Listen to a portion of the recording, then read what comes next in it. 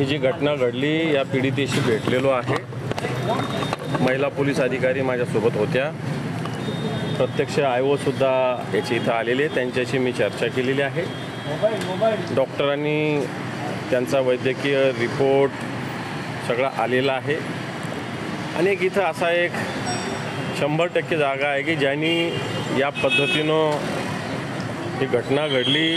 जो कोण गायकवाड नावाचा मुलगा आहे यांनी जाणीवपूर्वक या मुलीला जीवे मारण्याचा प्रयत्न केला आहे। पोलिसांनी बेदरकार वाहन चालवण्याचा गुन्हा दाखल केला, तो चुकीचा आहे। हा डिलिबरेटली गाडी अंगावर घातलेली आहे, फार बेदरकार गाडी चालवत नव्हता, तो बेदरकारपणे गाडी अंगावर घातलेली आहे।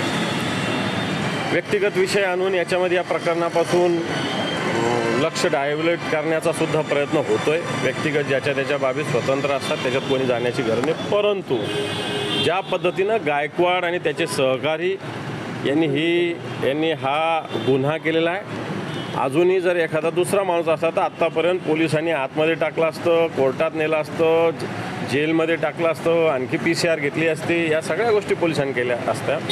परंतु अजूनही गायकवाड कोणाचा मुलगा आहे, काय आहे, त्याचे वडील काय करतात, मला याच्याशी देणं घेणं नाही, त्याला सपोर्ट कोणाचा आहे मला काय माहिती नाही।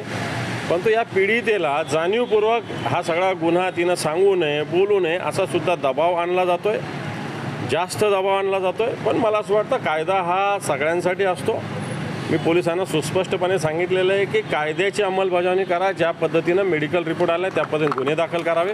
परंतु अजून तसे गुन्हे दाखल झाले नाही। नागपूरला अधिवेशन चालू आहे, निश्चित मी उद्या परवा अधिवेशन 3, 4, 5 दिवस हे पूर्ण आठवड्यात निश्चित हा विषय उचलेल आणि या पीडितेला न्याय मिळवून देण्यासाठी 100% प्रयत्न करेल। महिलेंनी काय म्हटलं, काय तिची मागणी आहे बाबा आतापर्यंत? तिची मागणी ज्याच्यावर जे 307चा गुन्हा दाखल व्हावा, कारण तिचे सगळे हात पाय मोडलेले, सगळे फ्रॅक्चर झालेले आहे, पण पोलिसांनी अजूनही त्याच्यावर 307चा गुन्हा दाखल केलेला नाही।